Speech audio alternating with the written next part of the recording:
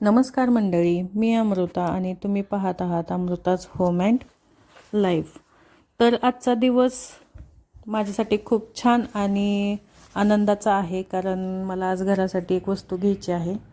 आता ती वस्तू काय आहे हे तर मी तुम्हाला दाखवणारच आहे पुढं. तोपर्यंत माझ्या डेली ब्लॉगला आपण सुरुवात करूया. तर मानसला मी खाली बससाठी सोडून आले होते. त्याची स्कूल बस 7:30 वाजता येते आणि खूप थंडी पण आहे. मग मी सकाळचं काही शूट घेतलेलं नाही आहे. त्याला सोडून आल्यावरती मी इकडे चहा वगैरे करून पिले आणि नंतर मग आव्हांना आमच्या ऑफिसला जायचं होतं, त्याच्यासाठी मग त्यांच्यासाठी नाश्त्याला धपाटे बनवले. तर हे धपाटे म्हणजे हा एक साधाच पदार्थ आहे, पण साधेच पदार्थ आपल्याला खूप काही शिकवतात की बाबा थोडक्यात पण प्रेमाने केलं की सगळं छान होतं. स्वयंपाक म्हणजे काही फक्त पोट भरणं नाही, तर तो एक प्रेम व्यक्त करण्याचा मार्ग असतो. तसंच तुम्हीही माझ्या चॅनलला लाईक, शेअर आणि कमेंट करून माझ्या चॅनलला खूप भरभरून प्रेम द्या.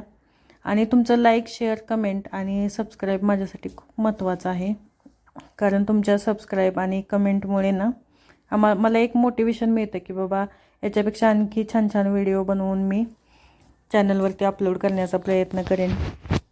त्यासाठी नक्की माझ्या चॅनलला लाईक, शेअर आणि कमेंट करा आणि सबस्क्राईब पण करा. तुमचं एक सबस्क्राईब पण माझ्यासाठी खूप मोलाचं आहे. तर इकडे मी धपाटे वगैरे बनवून घेते. धपाटे आता हे साधेच धपाटे आहेत. जे काही आपले धान्य असतं ना घरचं ते सर्व एकत्र करून मोठ्या गिरणीतून दळून आणलेलं आहे. हे याच्यात म्हणजे हिरवी मिरची वगैरे, कांदा, कोथिंबीर थोडी जास्त घालायची, म्हणजे याची चव खूप छान लागते. आता धपाटे माझे बनवून झालेले आहेत, तर हे आव्हांना मी नाश्त्यासाठी देते आणि राहिलेली कामं नंतर मग आवरते. आता हे धपाटे काही लोकांना लोणचं आणि किंवा तुपाबरोबर पण खातात आणि दह्याबरोबर पण खाल्लं जातं. तर हे दह्याबरोबरच छान लागतं. तर मी आव्हांना हे धपाटे देते आणि नंतर रोजच्याप्रमाणे आपल्या गॅलरीतील झाडांना पाणी घालते. आता तुम्ही बघू शकताय की माझ्या गुलाबाच्या झाडांना किती छान फुलं लागलेली आहेत आणि याला नेहमीच फुलं लागतात. असं मी जसं इथं राहायला आले ना तेव्हा आत्ता हे नवीन झाडं घेतलेली आहेत, पण तुम्ही बघताय केवढी मोठी झालेली आहेत, कारण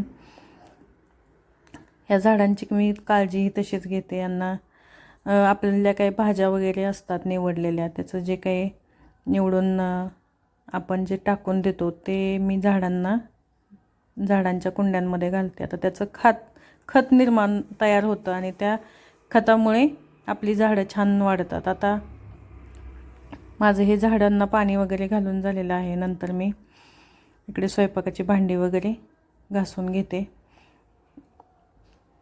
कारण मला पण गावात जायचं आहे आवरून. मग इकडे भांडी धुवून झाल्यावर मी स्वतःचंही आवरलं आणि मी रेडी झालेले आहे. आता हे बघा, हे आहे देवघर. तर मला माझ्या घरासाठी आणि माझ्या घरातल्या देवांसाठी देवघर आणायचं होतं. त्यासाठी माझी सकाळपासून एवढी धावपळ सुरू होती.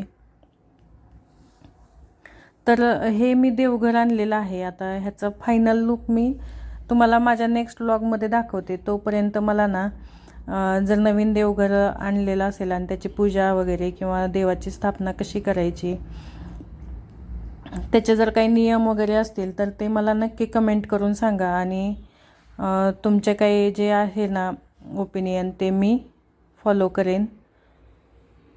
आणि माझं देवघर कसं आहे हेही मला कमेंट करून तुम्ही नक्की सांगा.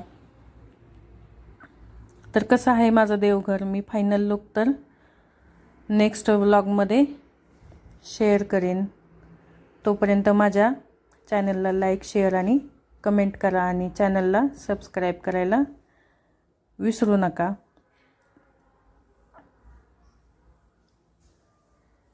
तर हे असं आहे माझं देवघर आणि माझा आजचा दिवस याच्यामुळेच खूप छान आणि आनंदी होता.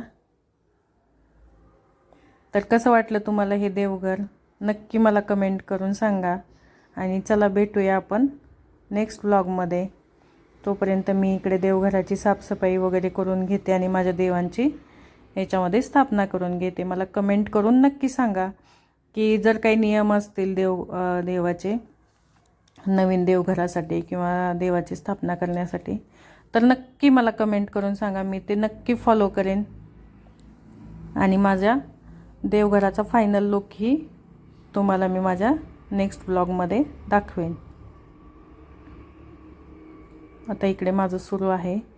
त्यांनी खूप प्लास्टिकच्या पेपरने रॅप वगैरे केलेलं आहे, ते काढून घेते आता. हे चलो बा